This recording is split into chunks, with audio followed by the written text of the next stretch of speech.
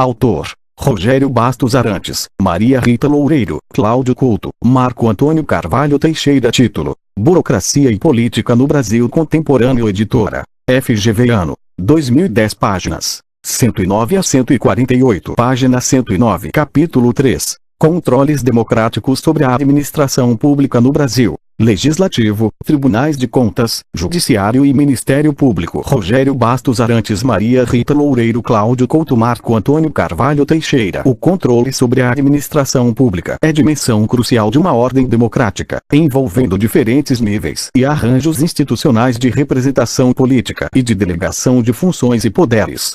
Entendemos controle como uma das exigências normativas associadas ao funcionamento da democracia representativa e de sua burocracia pública. De um modo geral, espera-se que nas democracias a conduta dos agentes públicos e os resultados de suas políticas sejam passíveis de verificação e sanção permanentes.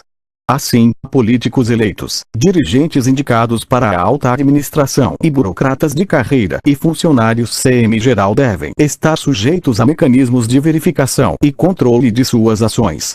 Este capítulo pretende examinar alguns desses mecanismos em funcionamento na democracia brasileira contemporânea, partindo inicialmente de 4 perguntas. Por que o controle dos governantes é necessário em uma ordem democrática? Quem é controlado? Como se controla? O que é controlado? Página 110. Antes de responder a essas perguntas, vale relembrar que, embora haja muita controvérsia quanto à definição de democracia, ela pode ser sinteticamente entendida como uma forma de governo orientada por 3 princípios fundamentais. Primeiro, o governo deve emanar da vontade popular, que se torna a principal fonte da soberania. Segundo, os governantes devem prestar contas ao povo, responsabilizando-se, perante ele, pelos atos ou omissões no exercício do poder. E, terceiro, o Estado deve ser regido por regras que delimitem seu campo de atuação e ao mesmo tempo estimulem a defesa de direitos básicos dos cidadãos, tanto individuais como coletivos. A estes ideais democráticos correspondem regras e instituições políticas tais como as eleições, que procuram dar concretude ao princípio da soberania popular, e os diferentes tipos de controles institucionais que podem ser acionados durante o exercício dos mandatos, por meio dos quais se busca efetivar a prestação de contas ou responsabilização política dos governantes, o que os autores de língua inglesa definem como accountability. Assim, a resposta à primeira pergunta, por que é necessário o controle dos governantes em uma ordem democrática, exige que se volte, ainda que muito brevemente, à teoria democrática. Mais particularmente, à teoria da democracia representativa, porque o controle é um ato ou momento político central de um ciclo mais amplo da representação política. Essa noção de ciclo completo de representação implica que o momento eleitoral é apenas o começo do processo democrático, que deve ter continuidade durante o mandato. Para assegurar que os representantes, uma vez à frente dos seus cargos, pautem sua conduta pelo melhor interesse de seus representados, é necessário haver instrumentos efetivos e continuados de controle. Przeworski, Stokes e Manning, 1999. Por fim, o ciclo da representação se completa quando o povo, a partir dos efeitos gerados pelos atos de controle, é capaz de avaliar se os governantes agiram ou não como seus representantes de fato, decidindo-se por sua recondução ou destituição do cargo. Neste último caso, o povo soberano exerce seu poder negativo diante dos representantes. Urbinati, 2006b. Página 111. A segunda pergunta, quem é controlado, requer a retomada da discussão clássica de Max Weber relativa aos 2 tipos de políticos centrais em uma ordem democrática, os burocratas e os políticos eleitos. Como o capítulo inicial deste livro já discutiu de forma mais detalhada, os políticos tomam o poder a partir da competição eleitoral, organizados em torno de partidos, e atuam na formulação das políticas públicas mais consoantes com suas identidades partidárias, assumindo, assim, a responsabilidade última pelas decisões materializadas em leis, meios, encarregando-se da execução ou implementação das políticas de governo. Nesse modelo weberiano clássico, os burocratas respondem ou prestam contas aos políticos eleitos, que respondem em última instância ao povo através do processo eleitoral. O controle que os políticos exercem sobre os burocratas refere-se à legalidade e probidade de seus atos, conforme os ditames legais. A ética que pauta a ação do burocrata é o cumprimento fiel e sem questionamento das regras, enquanto a ética que pauta a ação dos políticos é a defesa de uma causa. Pensando-se em termos de tipos ideais, definidos analiticamente, um privilegia a moderação de atitudes e a rotina de procedimentos, o outro valoriza a ousadia e a inovação nos assuntos públicos. As características diferenciais desses atores fazem deles figuras complementares e imprescindíveis nos estados democráticos. Weber, 1993b. Todavia, a distinção de papéis e responsabilidades entre os dois atores típicos ideais, os políticos decidem e os burocratas implementam, não é tão clara e precisa na realidade, especialmente nas democracias contemporâneas nas quais essas duas figuras se imbricam. São frequentes as situações em que os burocratas também participam do processo de formulação das políticas e mesmo da articulação dos interesses que as envolvem. Aberbach, Putnam e Rockman, 1981. Além disso, a crescente complexidade técnica dos problemas enfrentados hoje em dia pelo Estado na formulação das políticas públicas exige que os políticos tenham que orientar suas escolhas também por critérios técnicos. Página 112. Portanto, configura-se no mundo contemporâneo a denominada burocratização da política e a politização da burocracia. A diluição ou transposição da fronteira entre política e burocracia cria um novo desafio para a ordem democrática. Como controlar os burocratas que também participam da tomada de decisões e das escolhas entre diferentes objetivos para as políticas públicas? Ou seja, como responsabilizá-los em termos políticos, já que também atuam politicamente e não apenas burocraticamente? Em suma, como controlá-los para além da lógica da legalidade e probidade de seus atos ou omissões? Além disso, novos estudos começam a indicar que a expansão e complexidade crescente das ações do Estado estão gerando, conjuntamente com a cobrança por parte da sociedade de uma gestão mais eficiente e eficaz, um terceiro tipo de ator político, distinto tanto dos burocratas quanto dos políticos eleitos. Trata-se do dirigente público que, nos termos do capítulo 9 deste livro, foi definido como as pessoas que ocupam cargos no alto escalão governamental, com responsabilidade significativa pelas políticas públicas.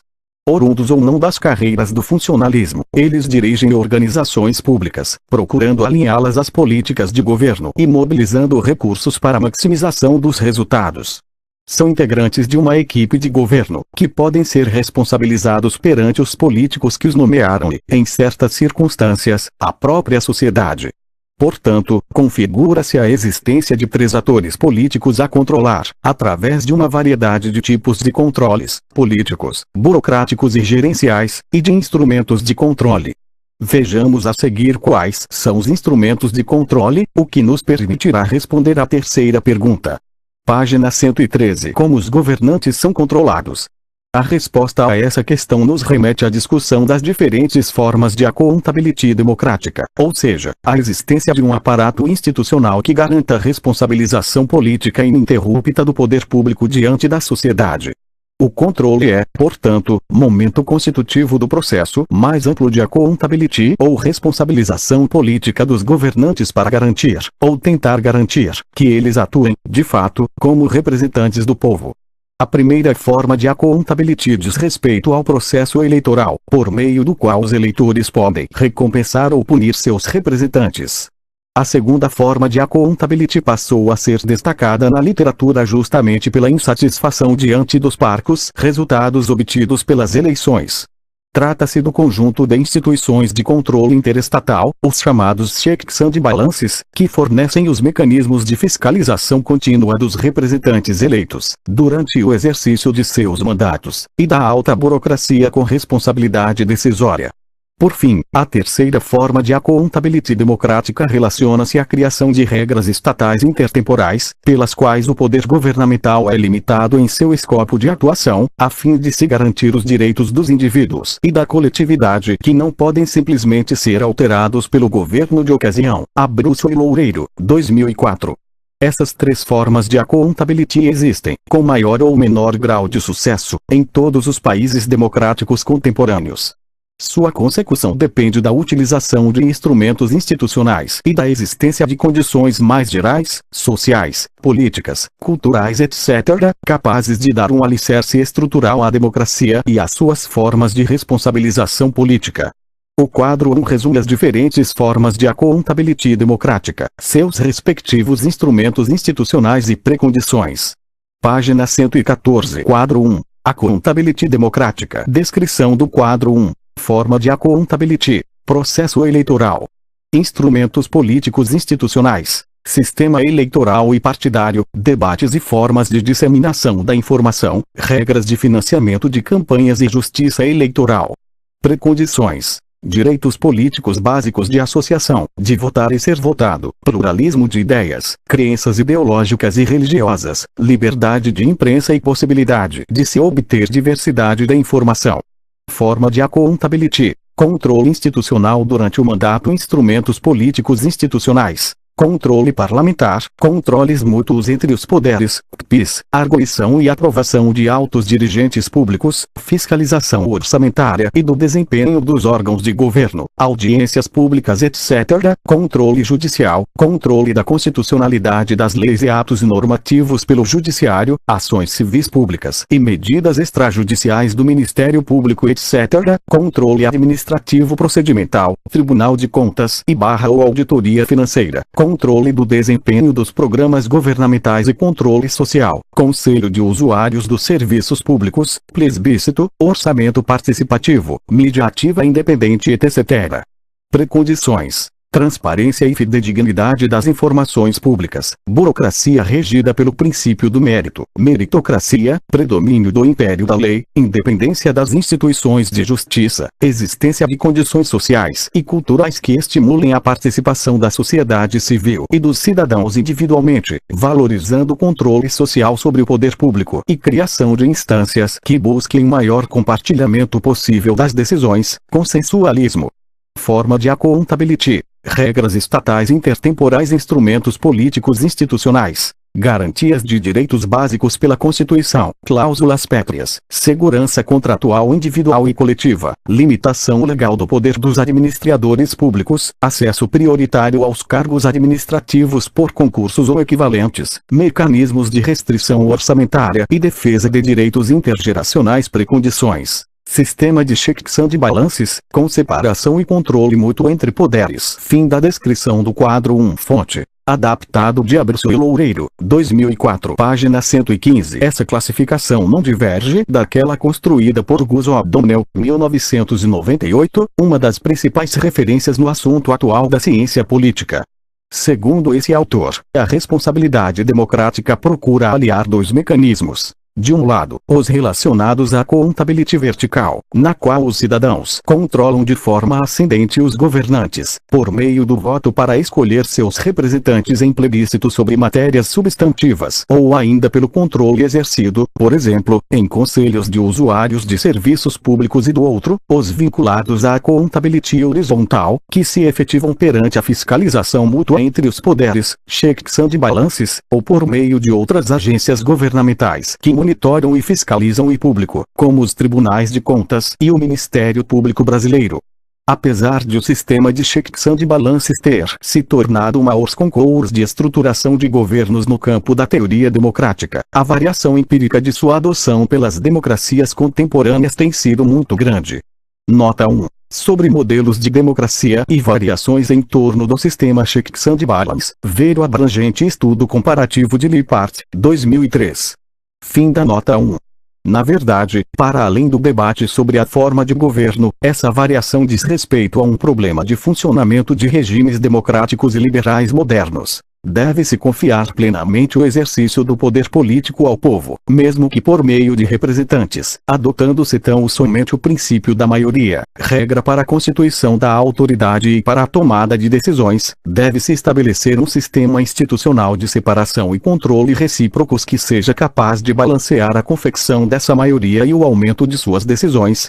Em célebre passagem de Madison encontramos uma boa defesa deste segundo caminho. Citação. Ao moldar um governo que deve ser exercido por homens sobre homens, a grande dificuldade reside nisto. É preciso primeiro capacitar o governo a controlar os governados. e em seguida obrigá-lo a se controlar a si próprio.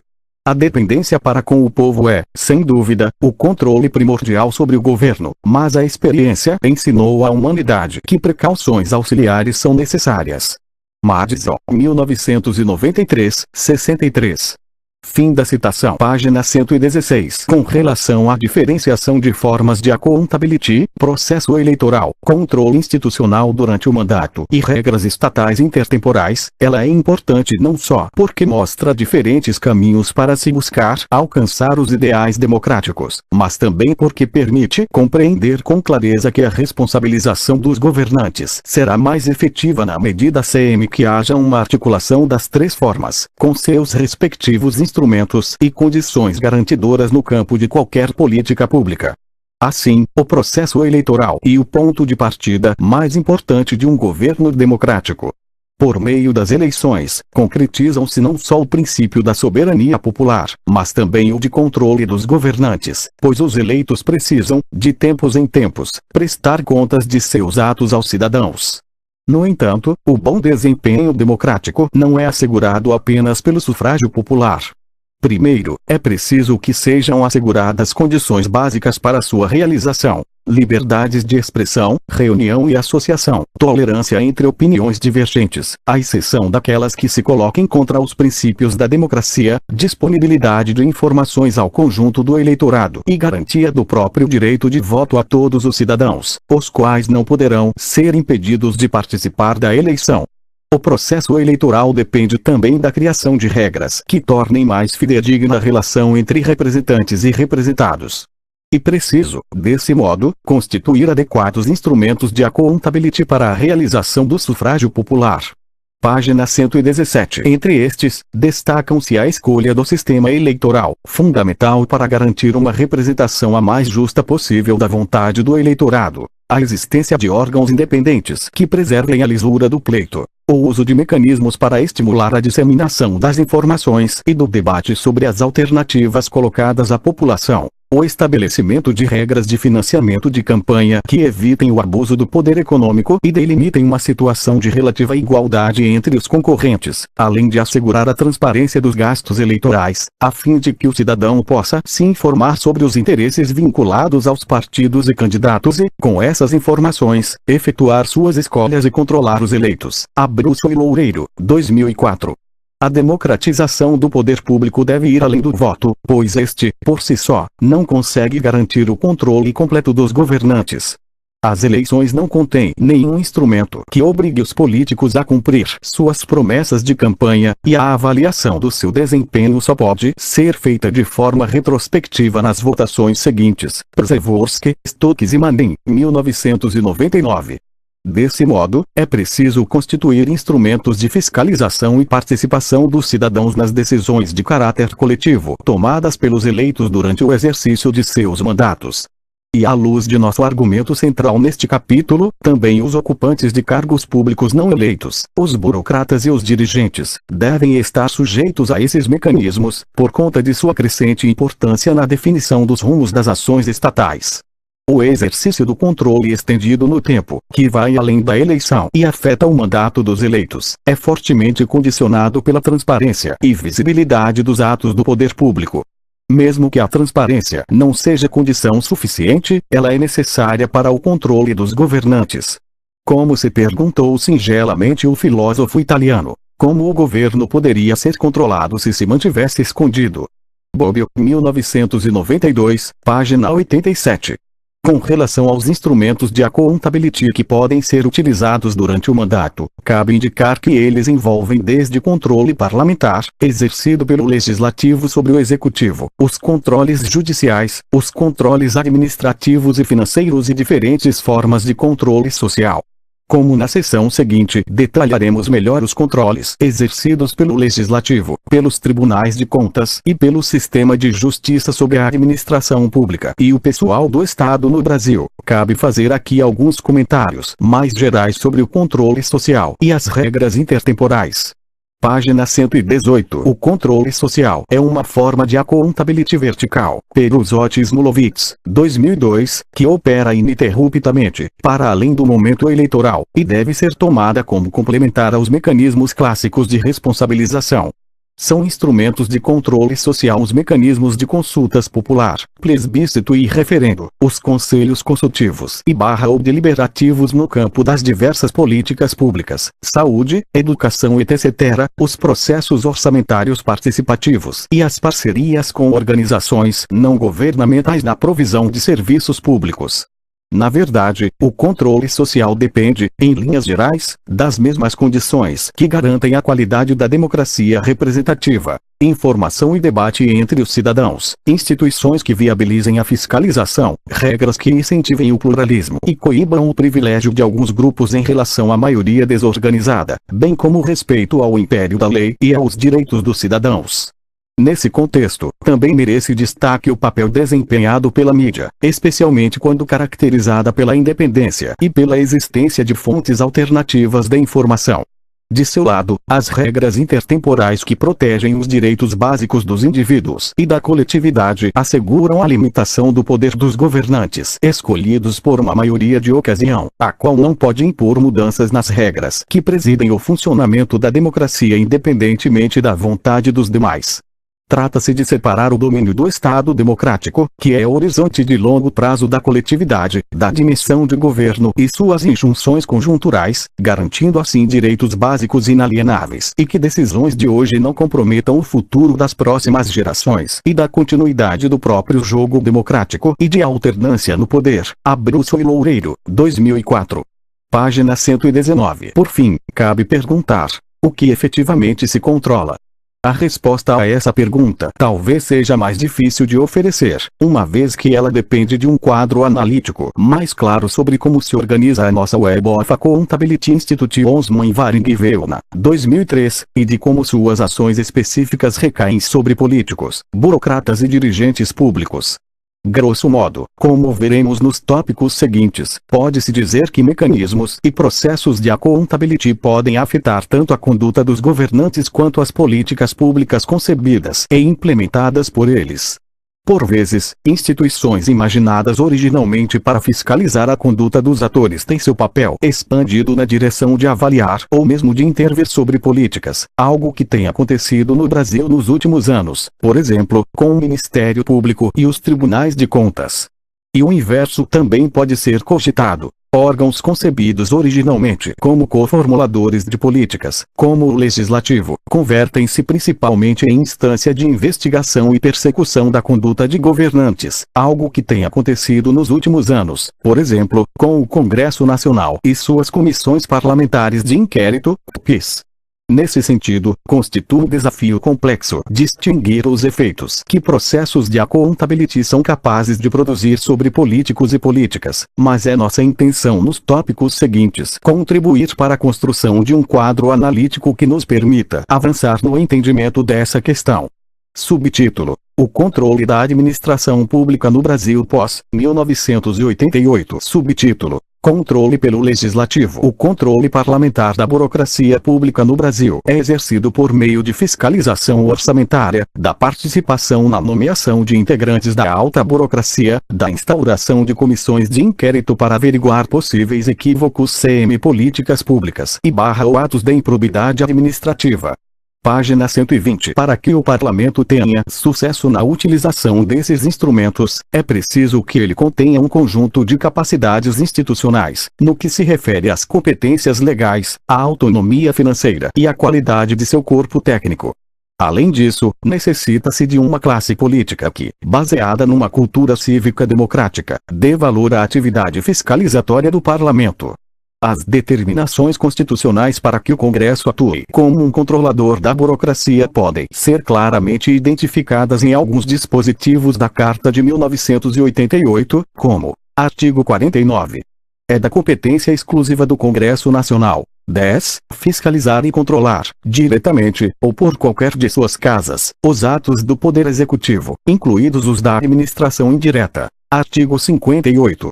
O Congresso Nacional e suas casas terão comissões permanentes e temporárias, constituídas na forma e com as atribuições previstas no respectivo regimento ou no ato de que resultar sua criação. Segundo, as comissões, em razão da matéria de sua competência, cabe: 4. Receber petições, reclamações, representações ou queixas de qualquer pessoa contra atos ou omissões das autoridades ou entidades públicas. 5. Solicitar depoimento de qualquer autoridade ou cidadão. 6. Apreciar programas de obras, planos nacionais, regionais e setoriais de desenvolvimento e sobre eles emitir parecer. Página 121. Todavia, embora a Constituição de 1988 tenha criado instrumentos que permitiriam ao Congresso Nacional exercer o controle sobre a administração pública, este não se efetiva realmente como uma atividade de rotina do Parlamento. Uma possível explicação para isso seria a fragilidade do Legislativo diante do Executivo, contando o presidente com mecanismos decisórios que lhe permitem pautar os trabalhos no Congresso e obter amplo sucesso na aprovação da agenda encaminhada ao Legislativo. Figueiredo e Limongi, 1999. O Parlamento se vê numa condição de subalternidade e pouca condição de exercer qualquer controle efetivo sobre o outro poder. Anastásia, 1999. Esta hipótese explicativa, contudo, não dá devida importância a uma especificidade crucial da relação entre os dois poderes no Brasil, naquilo que concerne aos mecanismos de controle horizontal. A saber, o Congresso não deixa pura e simplesmente de atuar como uma instância controladora do Executivo. O que ele não faz é exercer esse controle sobre a administração pública, antes atuando como um controlador político partidário das ações do Executivo. Noutros termos, controle sobre o Executivo, o Legislativo exerce. Entretanto, esse controle é efetuado sobre as autoridades políticas do Executivo, não sobre os burocratas.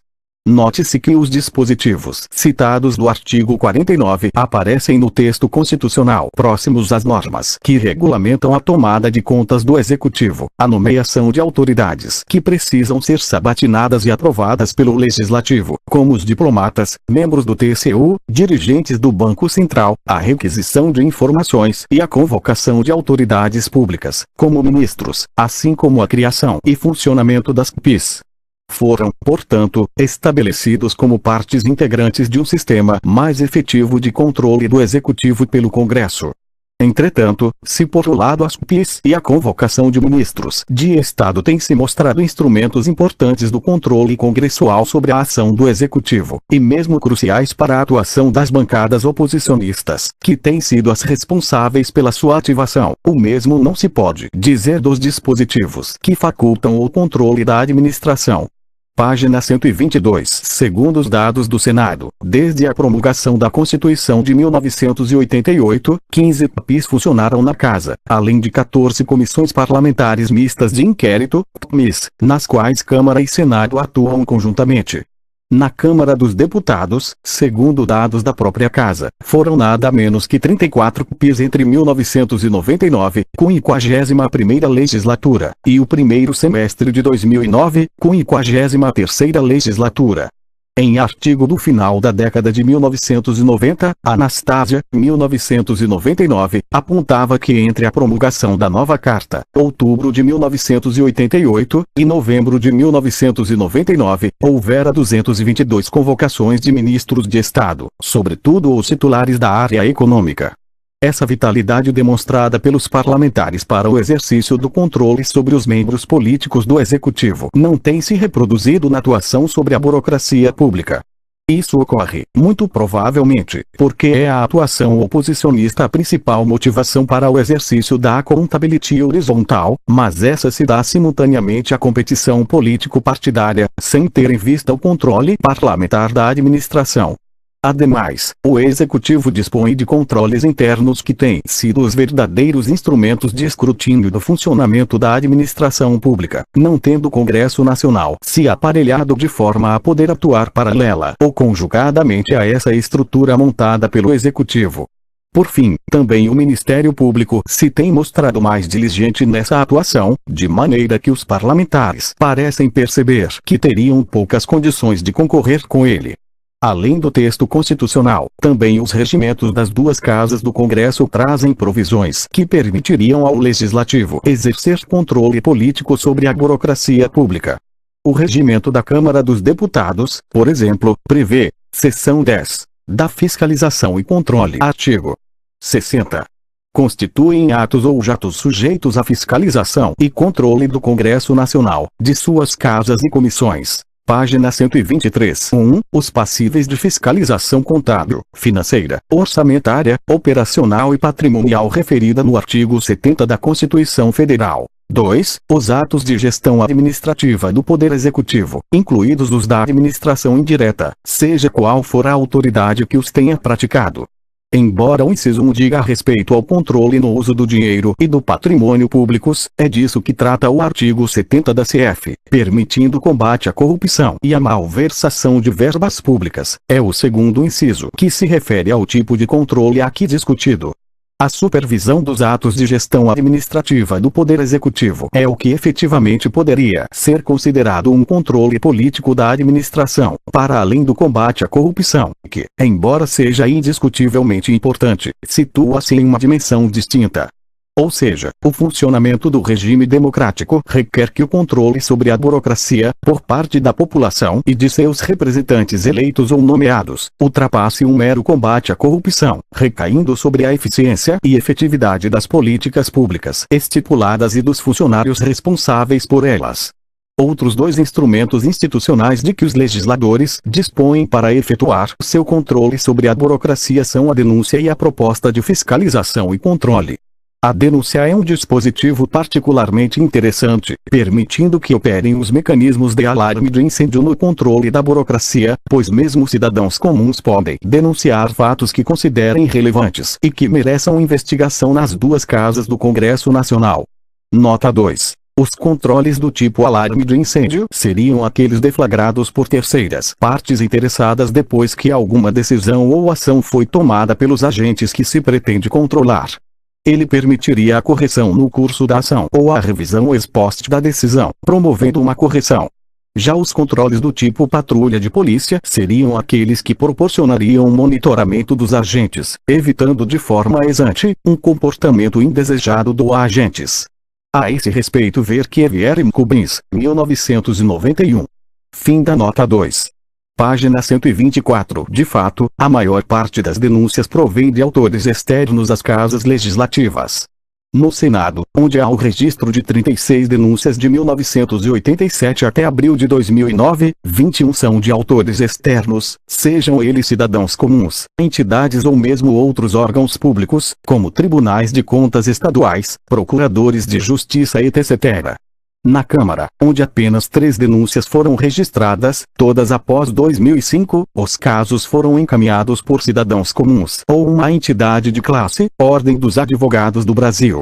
Todavia, uma análise do teor dessas iniciativas revela 2 resultados desapontadores do ponto de vista do controle político. Em primeiro lugar, a denúncia não tem funcionado como controle da implementação de políticas públicas, mas sim como combate à corrupção e ao mau uso de recursos públicos.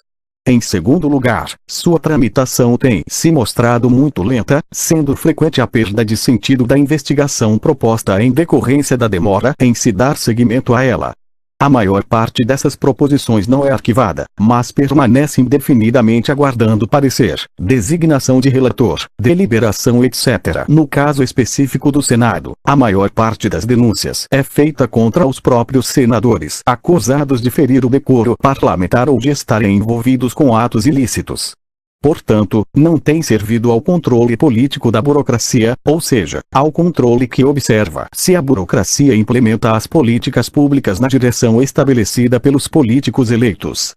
As propostas de fiscalização e controle, PFC, são bem mais numerosas do que as denúncias, mas nesse caso é a Câmara que mais tem utilizado este instrumento. São 504 iniciativas registradas, contra apenas 31 do Senado, até abril de 2009. Trata-se normalmente de solicitações de investigação sobre o uso de recursos públicos, licitações e compras públicas, concessão de empréstimos e negociação de dívidas etc. Nota 3. Podemos citar como exemplos a Proposta de Fiscalização e Controle, PFC número 40, 2004, do deputado Almir Moura, PL Rio de Janeiro, que propôs que a Comissão de Fiscalização e Controle realize o ato de fiscalização para apurar irregularidades no recolhimento de tributos por parte de indústrias e distribuidoras de bebidas, em particular as empresas do sistema Coca-Cola. Ou então a PFC número 17, 1991, do deputado José Dirceu, PT São Paulo, que solicitava que a Comissão de Defesa Nacional realize inspeção fiscalizatória junto aos órgãos do governo federal que recebam recursos do Orçamento Geral da União para gastos considerados secretos ou reservados, em especial os ministérios militares, e o gabinete pessoal do Presidente da República e a Secretaria de Assuntos Estratégicos. Fim da nota 3. Página 125. Note-se que nenhuma dessas proposições diz respeito ao controle propriamente político da burocracia, mas visam, em geral, coibir usos indevidos de recursos públicos. Algumas iniciativas, contudo, parecem ter maior proximidade com o controle político da administração. Um exemplo interessante é a PFC número 11, 1991, do deputado Antônio Faleiros, PMDB-GO, que solicita que a Comissão de Seguridade Social e Família, ouvida a Comissão de Defesa do Consumidor, Meio Ambiente e Minorias, fiscalize a Comissão Nacional de Energia Nuclear, CNEM, e o Ministério da Saúde em sua atuação de controle no manuseio de material radioativo e no destino definitivo de rejeitos radioativos.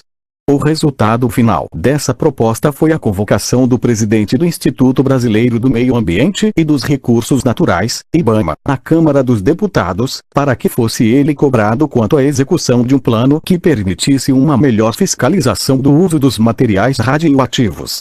Nesse caso, a solução que o Legislativo deu ao caso foi a cobrança de um agente político do Executivo, o presidente de um órgão, quanto a providências administrativas para sanar os problemas identificados.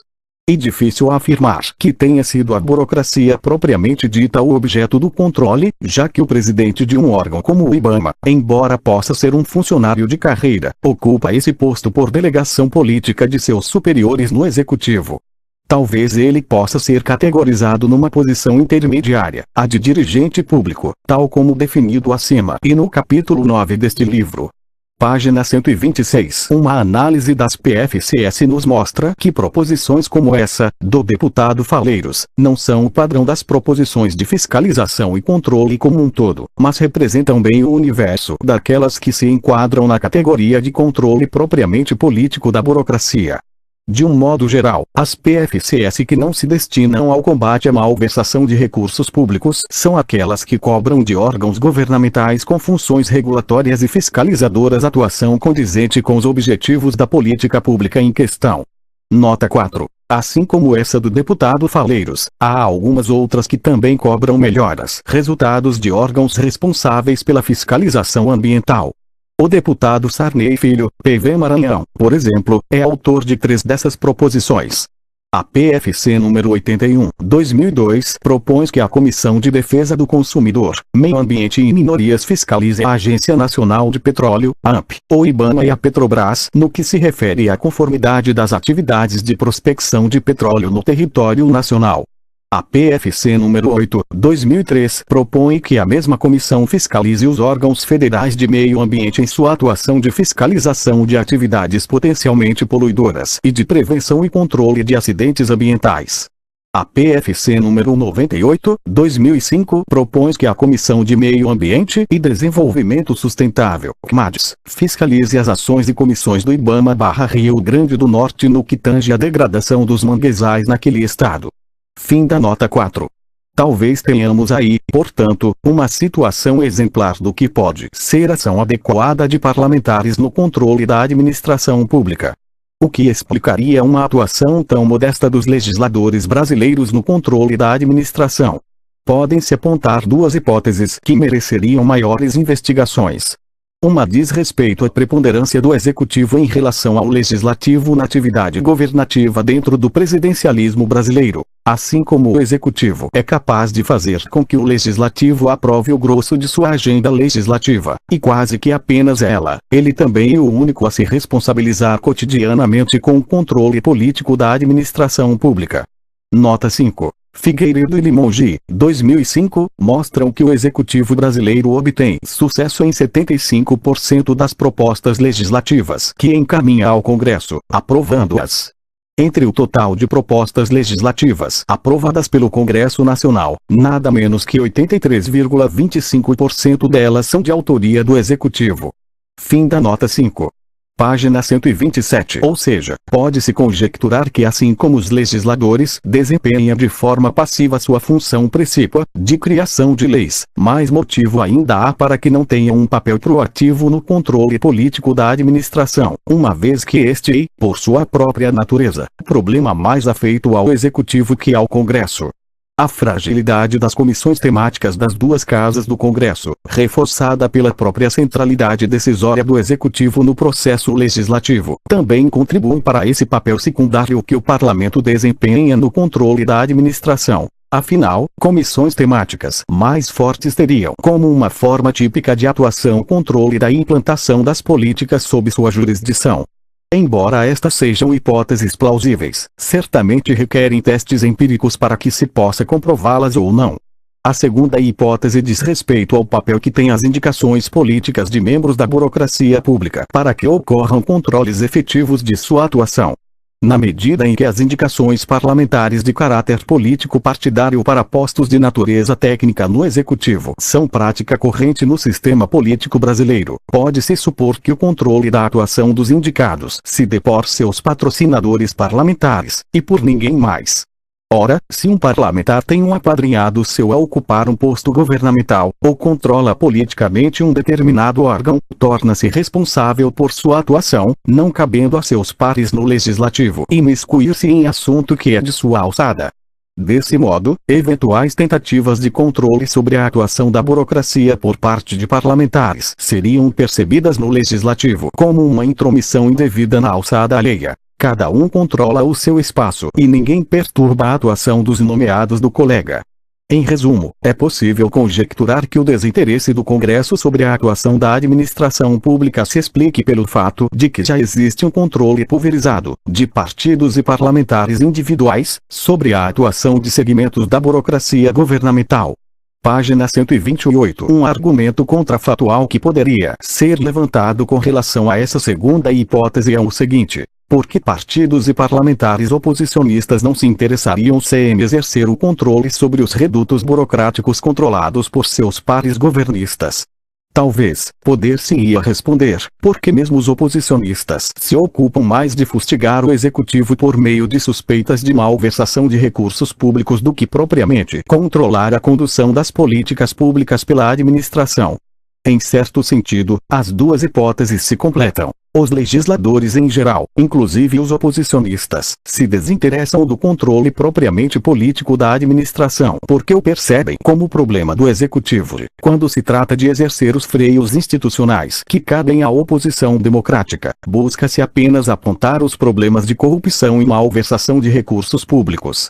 Para isso, contudo, há órgãos mais adequados, como o Tribunal de Contas da União, TCU, o qual se tem mostrado cada vez mais atuante e é, formalmente, órgão auxiliar do Legislativo. Subtítulo: o controle pelos tribunais de contas. Os controles exercidos pelos tribunais de contas, ou instituições similares de auditorias independentes, inserem-se nos sistemas de accountability durante os mandatos para concretizar a fiscalização administrativo-financeira das ações governamentais. O objetivo do controle administrativo financeiro é verificar se o poder público efetuou as despesas da maneira como fora determinado pelo orçamento e pelas normas legais mais gerais, tais como os limites para endividamento, a vinculação orçamentária a determinadas áreas, etc. O ponto central dessa fiscalização é a probidade, tendo como finalidade não permitir o mau uso dos recursos públicos e, sobretudo, a corrupção. Esse instrumento de responsabilização permite não só acompanhar e avaliar os procedimentos, mas também examinar os aspectos substantivos que envolvem a eficiência e a efetividade das políticas públicas. Página 129. Na verdade, a utilização de mecanismos de controle dos resultados da administração pública é uma das maiores novidades em termos de accountability democrática. Trata-se de responsabilizar o poder público conforme o desempenho dos programas governamentais. Isso pode ser feito por órgãos do próprio governo, contanto que tenham autonomia para fazê-lo, por agências independentes, organizadas e financiadas pela sociedade civil ainda, pelas instituições que tradicionalmente têm realizado controle administrativo financeiro. O novo aqui não vão e tantos atores que fiscalizam, e sim o que se procura fiscalizar. Nessa nova modalidade, os governantes eleitos e os burocratas serão avaliados substantivamente pelo cumprimento das metas propostas. Para além das possíveis penalidades que os cidadãos possam vir a impor aos ocupantes de cargos públicos, o mais importante é que esse instrumento de accountability democrática orienta-se por diretrizes mais claras que melhoram o debate. Desse modo, serve não só como forma de controle, mas igualmente como aprendizado cívico. Outra condição para o êxito desse mecanismo e a transparência governamental, peça-chave para a accountability de maneira geral, sem a qual, nesse caso, não há minimamente como aferir o desempenho do poder público. Abruzzo e Loureiro, 2004. No Brasil, os Tribunais de Contas, TCS, surgiram historicamente com a República, sendo concebidos como órgãos de assessoria técnica do Legislativo em sua atividade de controle das contas públicas. Apesar de sua denominação de tribunais, não são órgãos judiciais. Suas atribuições constitucionais ampliaram-se ao longo da história republicana, e a capacidade de maior efetividade de sua ação oscilou em função das mudanças do regime político e da vulnerabilidade do legislativo à interferência do executivo. Nota 6. Por exemplo, a Constituição de 1946 amplia suas funções, abrangendo a verificação da legalidade da concessão das aposentadorias e pensões. A Constituição de 1967 lhes dá o poder de realizar auditorias nas entidades fiscalizadas. Fim da nota 6. Página 130. A Constituição Democrática de 1988 transferiu para o Legislativo a indicação da maioria dos dirigentes dos TCS, o que antes estava nas mãos do Executivo, e atribuiu à população poder de denunciar irregularidades junto aos tribunais de contas. Nota 7. São no total 33 TCS, sendo 27 estaduais, 4 municipais e 2 das capitais, de São Paulo e Rio de Janeiro. Fim da nota 7. Também ampliou as funções desses órgãos para incluir o controle de desempenho, a prerrogativa de elaborar parecer técnico sobre a tomada de contas do Executivo e a realização de auditorias de desempenho das políticas públicas, superando a atuação de cunho estritamente legalista, que sempre os caracterizou.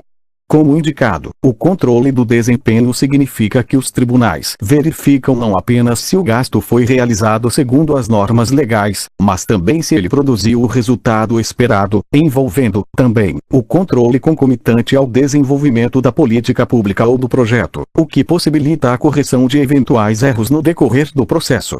Aos TCS também cabe manifestação acerca da legalidade das licitações em caráter prévio, evitando, assim, benefícios a determinados grupos econômicos. Nota 8. A paralisação de obras do governo federal, como a transposição do Rio São Francisco e a recuperação de rodovias federais após análise de contratos e licitações pelo TCU servem como exemplos. A irregularidade mais frequente apontada foi o superfaturamento. Ver Folha de São Paulo, transposição de Rio e 76 obras são paralisadas. Caderno Brasil, página 5, 20 de setembro de 2007. Fim da nota 8. Com relação à gestão de pessoas na administração pública, a Constituição de 1988 trouxe um conjunto importante de atribuições, como a apreciação da legalidade dos contratos de admissão de pessoal, da concessão de aposentadorias, reformas e pensões. A Constituição de 1988 também permitiu a geração de uma série de inovações institucionais, tais como a criação das ouvidorias e das escolas de contas, a participação da sociedade civil na fiscalização e a melhoria na transparência das contas governamentais.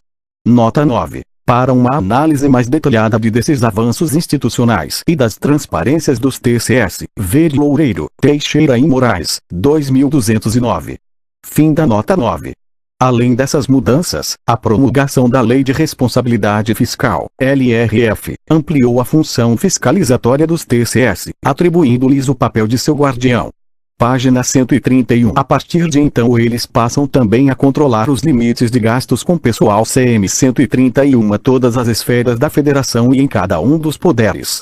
Com a expansão dos itens a fiscalizar, que agora incluem também os relatórios de gestão fiscal e de execução orçamentária do Poder Executivo de todos os entes da Federação, foi necessário iniciar o processo de modernização técnica e a reestruturação interna dos TCS em todo o país, o que ocorreu sob o comando do governo federal. Nota 10. O Ministério do Planejamento da Secretaria de Gestão encomendou estudos que diagnosticaram a necessidade de melhorias nos procedimentos técnicos e na capacitação de funcionários para lidar com suas novas atribuições. Como fruto desses estudos, foi criado em 2001 com apoio financeiro do BID o Programa de Modernização do Controle Externo, Promoex, para coordenar esses processos junto aos TCS, Loureiro, Teixeira e Moraes, 2009. Fim da nota 10. Embora esses avanços sejam importantes, eles têm convivido com as práticas tradicionais de nepotismo e corrupção, ainda presentes nesses órgãos, a despeito de serem constitucionalmente definidos como guardiões do patrimônio público. Os inúmeros exemplos dessas práticas frequentemente denunciadas na imprensa exprimem os limites de nossas instituições democráticas, que não têm sido eficazes nos mecanismos de fiscalização de seus próprios órgãos de controle, ou seja, não conseguem controlar seus próprios guardiões. Diante dessa situação, cabe indagar se os TCS estão sendo capazes de reduzir as irregularidades na execução orçamentária, na celebração de contratos com entidades privadas, na contratação e aposentadoria de pessoal e nos demais atos da administração pública. Ou seja, como funciona, de fato, a fiscalização desses órgãos sobre a administração pública. A resposta conclusiva a essa pergunta exigiria a avaliação do desempenho e da efetividade, dos efeitos concretos, dos atos dos TCS, isto é, o acompanhamento específico e sistemático de todos os processos de controle realizados por esses órgãos no país e de seus impactos. Na medida em que tal tarefa exigiria um conjunto sistemático de pesquisas empíricas que escapa a nossas possibilidades, este capítulo trará apenas alguns indicadores que possam apontar tendências. Nota 11. A respeito dos limites da avaliação de desempenho na administração pública, inclusive do novo tipo de gestão denominado controle por resultados, ver trabalho recente de Granha, 2009. Fim da nota 11. Página 132. Assim, apresentaremos aqui análises relativas exclusivamente ao TCU, já que não existem dados disponíveis para os demais TCS do país. Antes de iniciarmos a análise dos dados disponíveis, cabe indicar que, do ponto de vista constitucional, todos os atos relativos à gestão de pessoas, envolvendo contratação, pagamentos de ganhos adicionais, aposentadorias, pensões etc., devem ser obrigatoriamente apreciados pelo TCS nas diferentes esferas da Federação, ou seja, o TCU examina os atos relativos ao governo federal, os TCs aos estados, e os TCMS aos municípios. Tomando o relatório anual de atividades do TCU para 2007, observa-se que, do total de processos apreciados sobre gestão de pessoas, contratações, demissões, aposentadorias etc., a parcela considerada irregular girou em torno de 3% a 4% nos anos de 2005, 2006 e 2007. Isso significa que o nível de irregularidade é relativamente baixo quando comparado às demais atividades fiscalizadas, sobretudo aquelas relativas à tomada de contas do Executivo, à fiscalização de obras e à verificação da legalidade de contratos e licitações. Com relação ao julgamento de contas, essa atividade atinge todos os tomadores de despesas da administração pública federal, do Presidente da República a qualquer gestor público autorizado a efetivar gastos. As contas consideradas irregulares pelo TCU em 2007 atingiram 7% do total e aquelas denominadas regulares com ressalvas que exigem correções, atingiram 27%. Entre as contas regulares com ressalvas incluíram-se algumas do Poder Executivo Federal, relativas à falta de controle das transferências voluntárias para estados, municípios e organizações sociais, cujas contas ainda estão pendentes de aprovação. E ainda ao descumprimento de limites legais para dotações de despesas correntes autorizadas no orçamento. Página 133. Os números mais significativos referem-se, porém, às fiscalizações de obras. O relatório do TCU indica também que, das 235 fiscalizações realizadas em 2007, 199, quase 85%, tinham irregularidades graves com recomendação de sua paralisação. Entre as irregularidades, destacam-se aquelas relativas a superfaturamento, processo licitatório, ausência de projeto básico e questões ambientais. Outra dimensão importante a ser destacada na análise do papel dos TCS no controle da administração pública se refere ao fato de que esse controle depende das relações que os tribunais estabelecem com demais atores do sistema político. O quadro a seguir permite que se tenha uma ideia desses vínculos. Quadro 2. Atividades do TCU em função da origem dos processos. 2007. Descrição do quadro 2. Porcentagem sobre o total. Classe de assunto e origem dos processos. Auditoria, inspeção e levantamento, iniciativa do tribunal e solicitação do legislativo a número de processos. 437 porcentagem sobre o total. 7,7 classe de assunto e origem dos processos. Consulta, iniciativa de cidadãos, partidos, organizações etc. B. Número de processos. 85 porcentagem sobre o total. 1,5 classe de assunto e origem dos processos. Denúncia, iniciativa de cidadãos via ouvidoria, partidos, organizações e sindicatos etc. B. Número de processos. 486 porcentagem sobre o total. 8,5 classe de assunto e origem dos processos. Representação, Ministério Público, órgãos de controle interno e externo, parlamentares, juízes e servidores. B. Número de processos. 2.159 porcentagem sobre o total. 37,8 classe de assunto e origem dos processos. Solicitação do Congresso Nacional. C. Número de processos. 110 porcentagem sobre o total. 1,9 classe de assunto e origem dos processos. Tomada e prestação de contas, iniciativa do Tribunal a número de processos. 1.673 porcentagem sobre o total. 29,3 classe de assunto e origem dos processos. Tomada de contas especial, iniciativa do Tribunal a número de processos. 409 porcentagem sobre o total. 7,2 classe de assunto e origem dos processos. Outros processos, acompanhamento, monitoramento, acompanhamento de desestatização, comunicação e solicitações de certidão a número de processos. 353 porcentagem sobre o total. 6,2 total. 5.712 processos. 100,0%. Fim da descrição. Fonte: Relatório Anual de Atividades do TCU, 2007.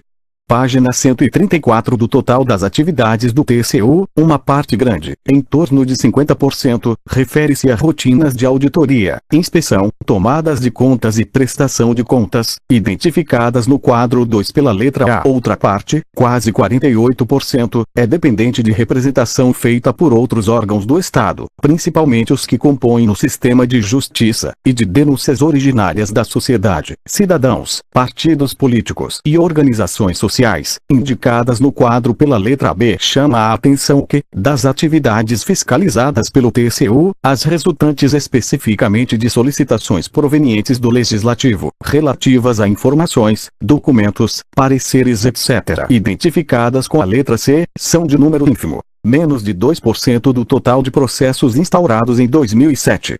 Nota 12. Os parlamentares também apresentam demandas por meio de comissões legislativas, mesa diretora e liderança sob a forma de solicitação de auditoria, consulta ou até denúncias. Mesmo assim, apesar de o TCU ter o status de órgão auxiliar do Congresso Nacional no controle financeiro do governo, as demandas originadas do Poder Legislativo são reduzidas se comparadas ao conjunto de atividades desenvolvidas pelo Tribunal de Contas da União. Fim da nota 12. Mesmo quando o Congresso solicita fiscalizações em obras e em atos administrativos, elas representam apenas 1/3, 236, do total, sendo que os outros 2/3, 487, são de iniciativa do próprio TCU, conforme dados do mesmo relatório de 2007. Nota 13. Estudando o período 1991 a 1998, SPEC, 2000, página 170, constatou que o grande número de PIS provocou o aumento dos pedidos de informações e das auditorias requisitadas pelo Senado e pela Câmara dos Deputados ao TCU. Porém, os números desse período são ainda inferiores aos registrados em 2007. Em 1997, quando se verificou aumento nas demandas apresentadas pelo Congresso, foram feitos 39 pedidos de auditores e 31 solicitações de informações. Fim da nota 13. Embora esses indicadores sejam parciais e não permitam conclusões definitivas, eles são significativos para mostrar a autonomização das atividades do TCU em relação ao Legislativo, órgão a quem deve assessorar tecnicamente, conforme determinação constitucional. Isso reitera as observações efetuadas anteriormente, relativas à fragilidade desse poder no controle da administração pública. Página 135. Além de variáveis que possam ser encontradas na própria lógica de funcionamento do Legislativo, a autonomização do TCU em relação ao Congresso se baseia no fato de aquele órgão ter dotação orçamentária própria, capacidade de autorregulação, leis orgânicas próprias, e de estabelecer vínculos diretos com o sistema de justiça, com os partidos políticos, sindicatos, ONGs, inclusive, com o cidadão comum, por meio das ouvidorias que vêm funcionando crescentemente como canal de interlocução direta com a sociedade.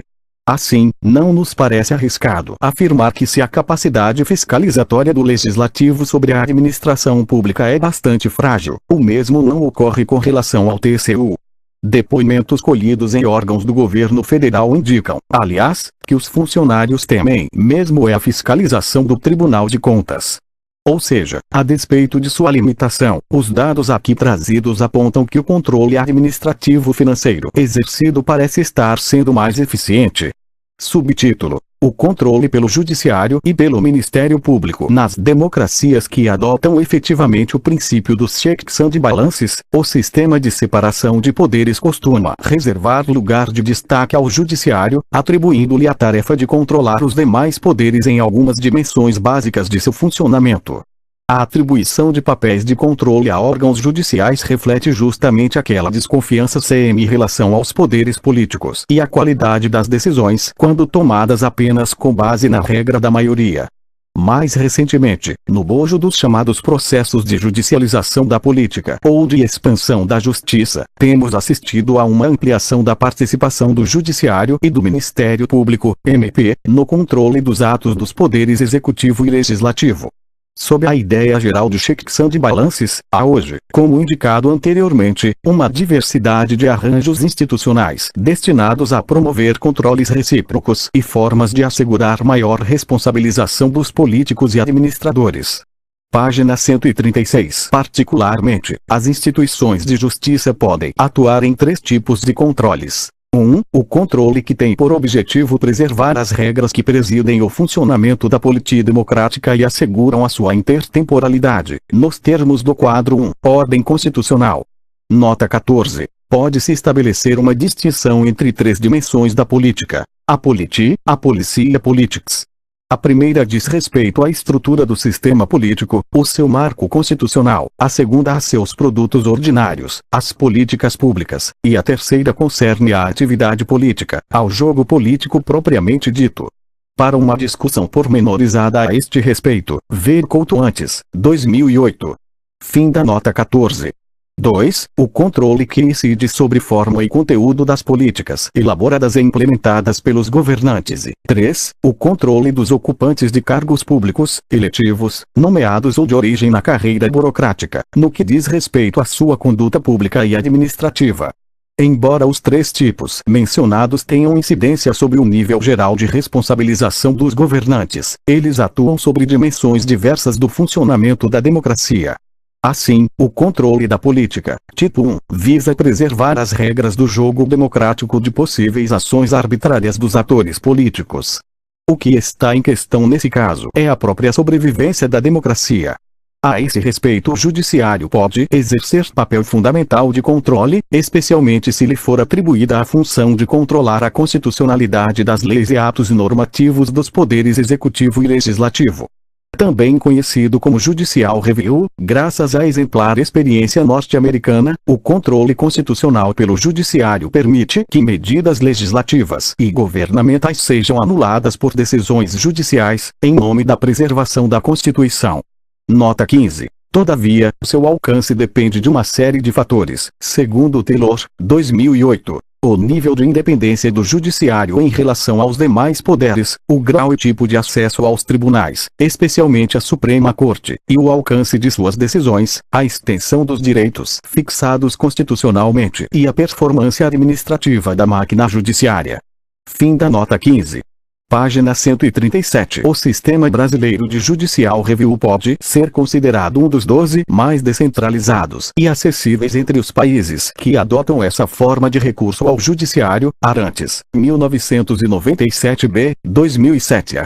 Minorias políticas e grupos de oposição têm recorrido com bastante frequência à Justiça, especialmente ao seu órgão de cúpula, o Supremo Tribunal Federal, STF, contra medidas legislativas e atos normativos governamentais que afetam a política brasileira, nos níveis federal e estadual. Desde a promulgação da Constituição de 1988, mais de 4.000 ações diretas de inconstitucionalidade, ADIs, foram movidas junto ao STF. Não cabe nos limites deste capítulo examinar os resultados concretos dessas ações, mas é razoável afirmar que o controle judicial tem funcionado como uma extensão do processo político e que boa parte dos conflitos relativos a regras do jogo democrático, entre poderes e no âmbito da federação, tem sido resolvida pelo STF. Embora essa dimensão do sistema de checks and balances diga respeito ao plano superior do controle da política democrática, não se pode desprezar os efeitos de responsabilização geral e de accountability em particular que decisões judiciais nessa órbita acarretam sobre a classe política e sobre a administração pública. Chamados às barras do Tribunal Constitucional, presidentes, governadores, legisladores federais e estaduais são obrigados a prestar contas de suas decisões normativas, reafirmando a constitucionalidade das mesmas diante da contestação de minorias e de grupos de oposição empenhados por sua revisão ou revogação. Nesse processo, o procedimento judicial instaura um novo contraditório entre os atores mencionados, de modo que a necessidade de que as decisões judiciais sejam fundamentadas obriga a uma cuidadosa revisão e reconstrução dos argumentos de lado a lado. Cabe destacar igualmente que a judicialização da política constitucional pode ter efeito sobre a accountability vertical e social de governantes, uma vez que processos judiciais expõem suas ações à opinião pública, acarretando efeitos em sua reputação e consequentemente na corrida eleitoral seguinte. Do nível constitucional, descemos ao segundo tipo de controle, aquele que instituições judiciais também podem exercer sobre a formulação e implementação de políticas públicas. Página 138. O curioso, no caso brasileiro, é que esse tipo de controle começa no próprio plano da Constituição e pode ter lugar no sistema de judicial review, uma vez que nossa Carta Magna constitucionalizou uma série de políticas públicas. Couto e Arantes, 2008. Arantes e Couto, 2006. A constitucionalização de polícias tem o efeito de carrear para o judiciário controvérsias não resolvidas na seara política relativas à implementação de políticas governamentais. São cada vez mais comuns hoje decisões do STF que vão além da simples declaração de constitucionalidade ou não de leis e atos normativos e enveredam por condições de exequibilidade da medida governamental levada a juízo, transformando assim a Suprema Corte numa espécie de policymaker suplementar, de tipo judicial. Da mesma forma que no controle da ordem constitucional, tipo 1, o controle das políticas públicas, tipo 2, tem efeitos indiretos importantes sobre a responsabilização CM geral e a accountability de políticos e administradores públicos em particular. A função de controlar a formulação e a implementação de políticas públicas talvez seja mais controversa do que o controle de tipo 1. Se o princípio do controle da ordem constitucional é preservar judicialmente a democracia da ação dos poderes políticos, o controle de tipo 2 é mais recente, à luz da teoria clássica da separação de poderes, representa um novo patamar de intervenção dos tribunais na atividade reservada historicamente a políticos e administradores.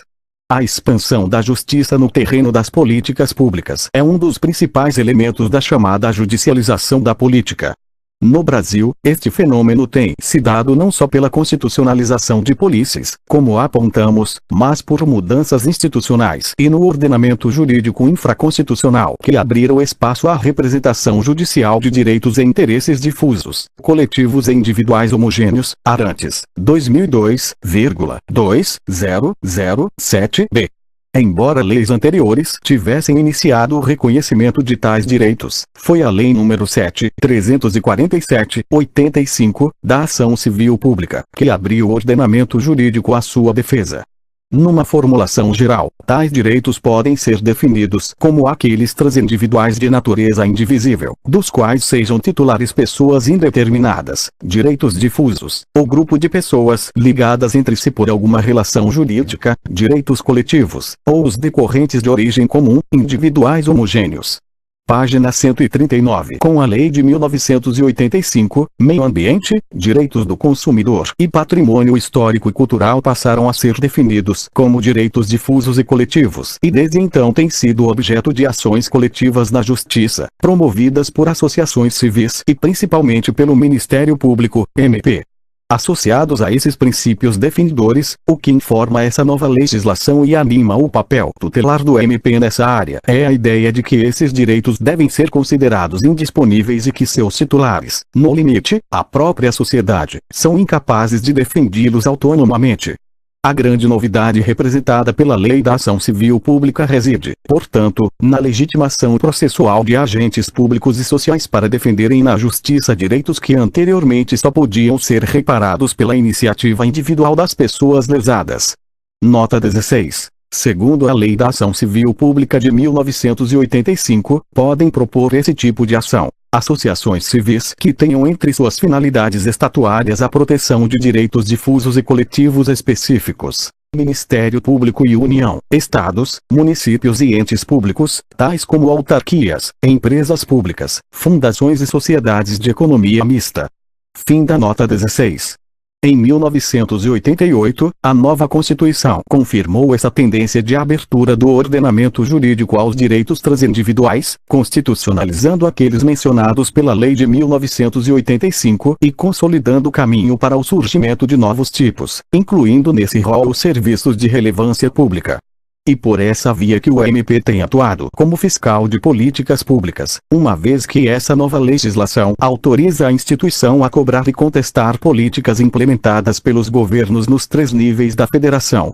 Essa nova legislação representou uma verdadeira revolução processual de acesso à justiça no Brasil e conferiu vantagens institucionais importantes ao MP em relação às associações civis, na representação tutelar dos direitos difusos e coletivos. Entre outras prerrogativas que conferiram posição privilegiada ao MP, temos o inquérito civil público e a possibilidade de conduzir termos e ajustamento de conduta, TAC. Página 140. No primeiro caso, enquanto as associações civis não dispõem de poder para requisitar informações e produzir provas lastradas pelo poder coercitivo estatal, o MP pode instaurar inquérito civil e o não atendimento de suas requisições pode implicar pena de prisão de até 3 anos e pagamento de multa. Quanto ao TAC, ele é um instrumento jurídico com força de título extrajudicial, por meio do qual o agente causador do dano é levado a assumir a responsabilidade pelo mesmo, em acordo firmado com o MP, adotando a partir daí a conduta adequada à superação dos problemas causados e que implicaram prejuízo a direitos transindividuais.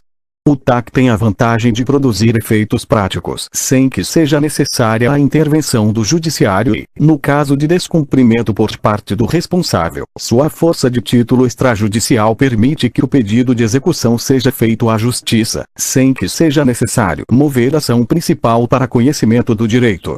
Em tese, ganham-se tempo e efetividade, tanto que o MP, diante da morosidade da justiça e da dificuldade de obter respostas judiciais eficazes, tem preferido lançar mão desses procedimentos pré- ou extrajudiciais como forma de solucionar casos sem levá-los à apreciação do judiciário.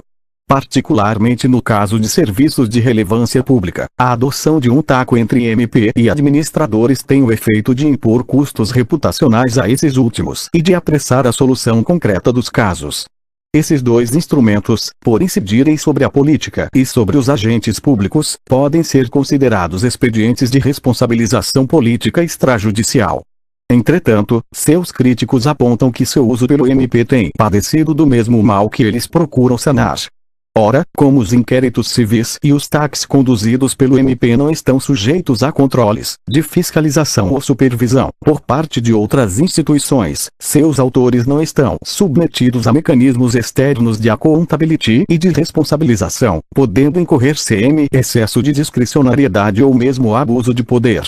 Essa questão permanece não resolvida no desenho institucional brasileiro, desde que a Constituição de 1988 e as leis relativas a direitos difusos e coletivos alçaram o MP a uma condição de quase quarto poder, dotado da mesma independência de que dispõe o Judiciário. Página 141. A diferença fundamental entre ambos é que o Judiciário combina independência e inércia institucional, só age se provocado, para julgar, enquanto o MP combina o mesmo tipo de independência com capacidade de ação ex officio, para agir em nome da sociedade.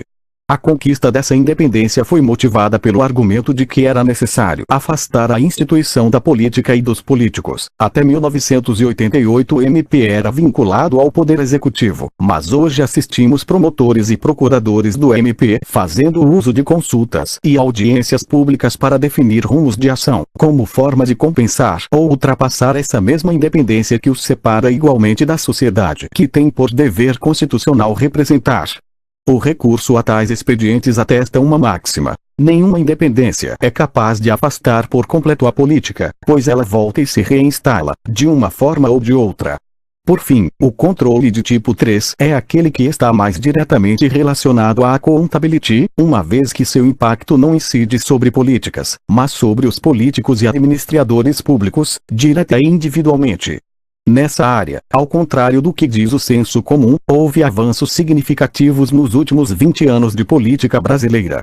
Os problemas da má conduta administrativa e particularmente da corrupção política são de fato nossos velhos conhecidos.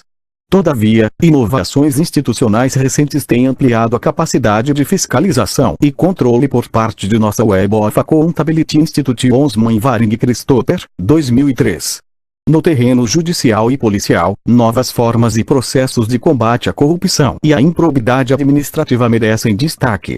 A rigor, o enquadramento dessa questão pode se dar de três formas principais: Arantes, 2007b, 2008.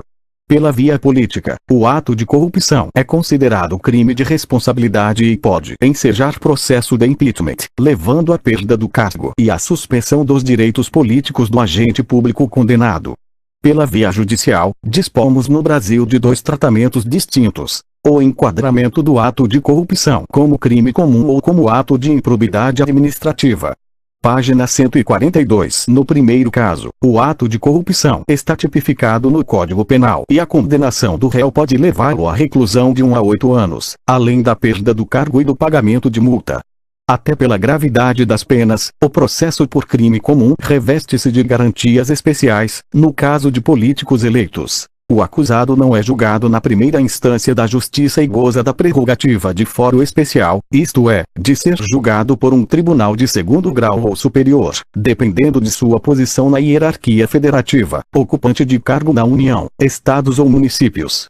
Nesses casos, a acusação também ficará concentrada nas mãos do Procurador-Geral de Justiça dos Estados ou do Procurador-Geral da República no plano federal, dependendo do caso. O princípio do fórum especial visa impedir que a justiça de primeira instância, monocrática, seja capturada pelos interesses políticos locais ou utilizada como instrumento de guerra política entre facções. Entretanto, a grande inovação brasileira na área de combate à corrupção foi a criação de uma terceira forma de tratamento do problema, qualificada como ato de improbidade administrativa. Essa nova forma, prevista pela Constituição de 1988 e regulamentada por lei em 1992, busca superar as contingências do processo político, especialmente o problema da correlação de forças no legislativo, que afeta as chances de conduzir investigação e o impeachment, e certas exigências legais do processo judicial comum, especialmente a proteção do fórum especial. Tomando o caso por improbidade administrativa, promotores de justiça de primeira instância podem processar qualquer agente público no exercício do mandato, cargo, emprego ou função na administração pública direta, indireta ou fundacional, sem estarem sujeitos à regra do fórum especial. Se condenado em ação civil pública por improbidade administrativa, o acusado perde o cargo e tem seus direitos políticos suspensos por 8 a 10 anos, além de ser obrigado a ressarcir os cofres públicos. É por essas razões que a lei da improbidade administrativa é uma das mais caras ao MP, pois ela põe nas mãos de um exército de promotores espalhados por todo o país uma importante arma de combate à corrupção e de fiscalização da classe política e dos administradores públicos em todos os níveis da federação.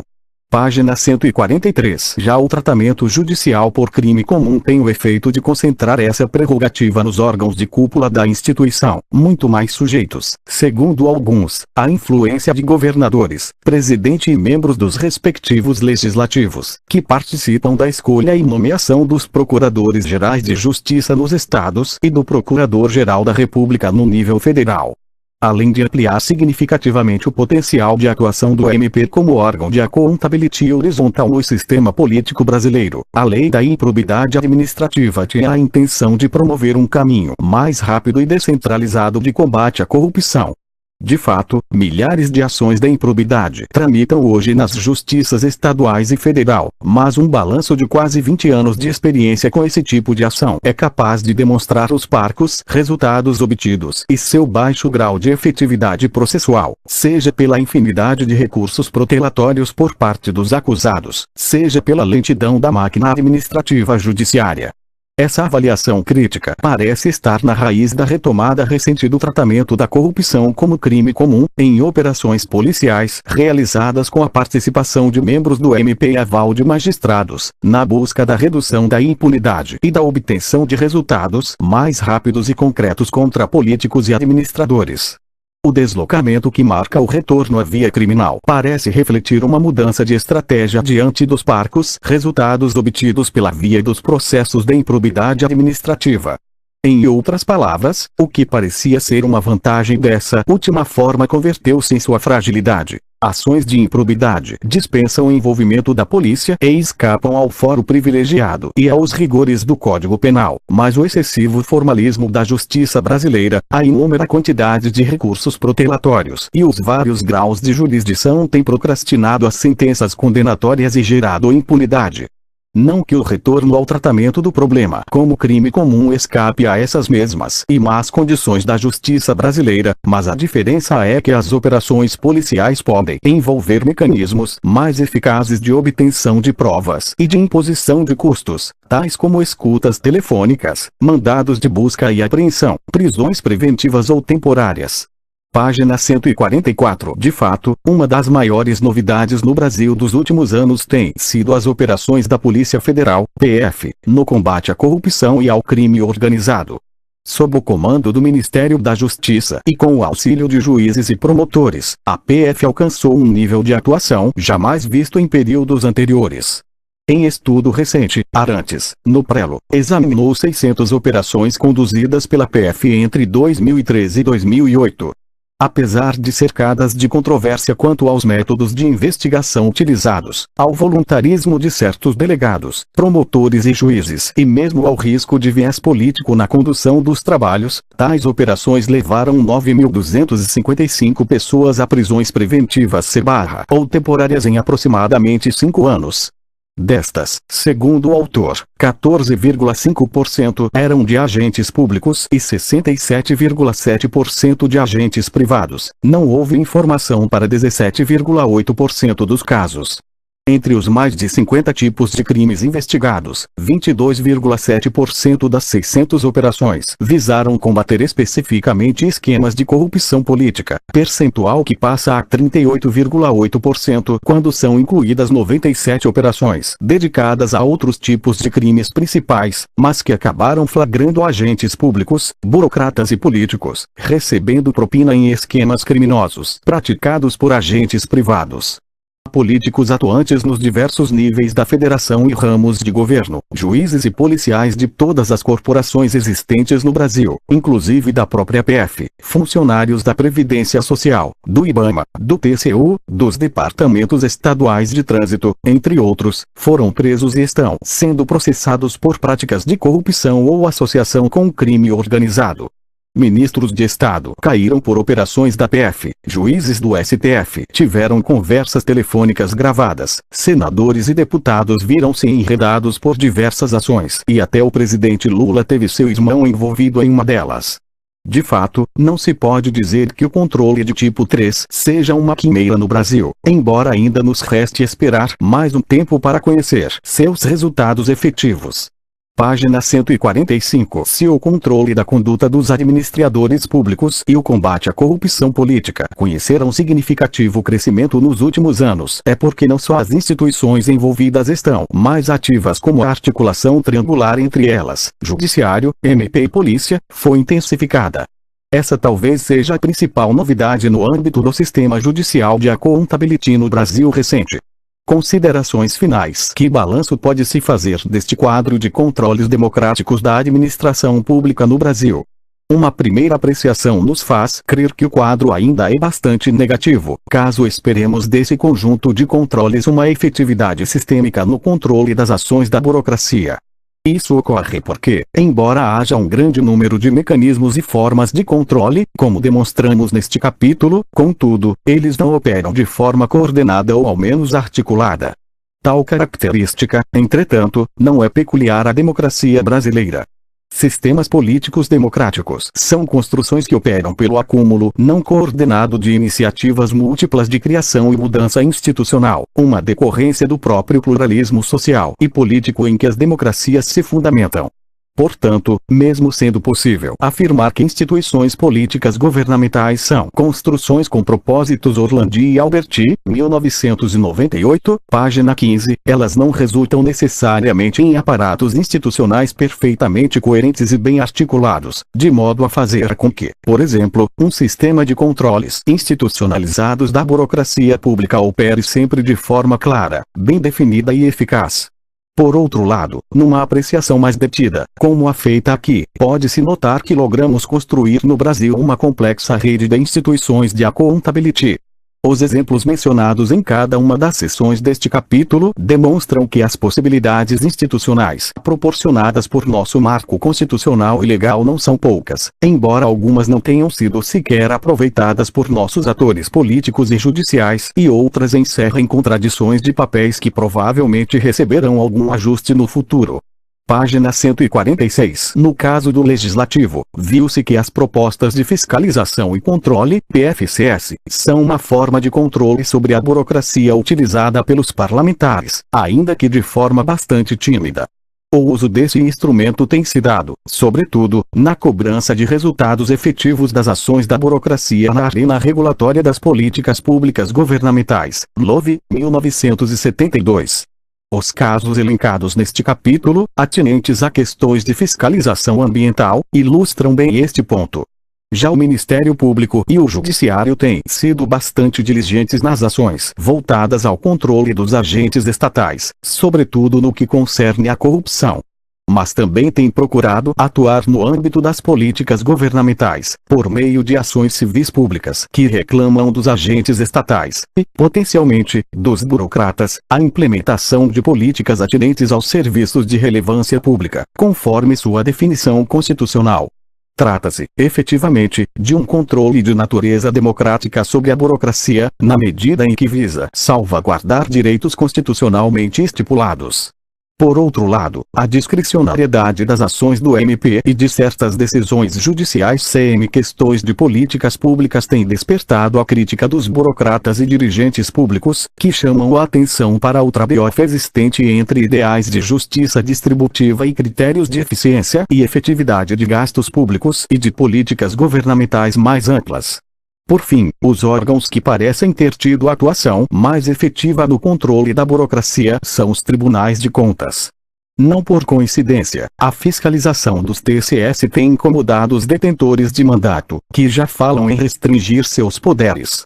Especialmente no caso do TCU, sua atuação independente na fiscalização de obras públicas tem despertado a reação de parlamentares, que pensam em transferir para o Congresso Nacional a capacidade decisória de embargar obras públicas, fazendo do tribunal um órgão realmente, e apenas, de assessoria ao Legislativo. Nota 17. Segundo informa o jornal Valor Econômico, 5 de maio de 2009. Fim da nota 17. Portanto, a análise aqui empreendida parece apontar, mas somente estudos posteriores poderão confirmar, para o fato de que os controles democráticos sobre a administração pública no Brasil não têm sido obra dos políticos, mas de outras burocracias que se desenvolveram recentemente sob o signo da independência política e imbuídas de missões derivadas diretamente do texto constitucional, sem necessariamente a participação da sociedade. Pode-se questionar, inclusive, se não seriam essas missões derivadas do interesse próprio de fortalecimento político dessas burocracias, que recorrem ao respaldo constitucional para se justificarem e legitimarem sua atuação. Vimos que o poder legislativo se ocupa fundamentalmente com o controle partidário das autoridades políticas. Porém, o controle político da burocracia pelo parlamento não se concretiza com a mesma efetividade. Essa constatação nos afasta definitivamente do modelo tradicional de relação entre burocratas e políticos e nos desafia a pensar como os controles têm sido desempenhados hoje por órgãos não eletivos, como os tribunais de contas, o Ministério Público e o Judiciário, substituindo assim aos representantes eleitos. Se o capítulo anterior deste livro mostrou exatamente a proeminente função governativa da burocracia, ocupando o espaço vazio deixado pelos partidos e congressistas, a conclusão deste não deixa de reforçar a ideia de que vivemos uma situação em que burocratas são controlados por burocratas, algo que é bastante distinto do modelo weberiano clássico. 17 segundo, informava o jornal Valor Econômico, 5 de maio de 2009.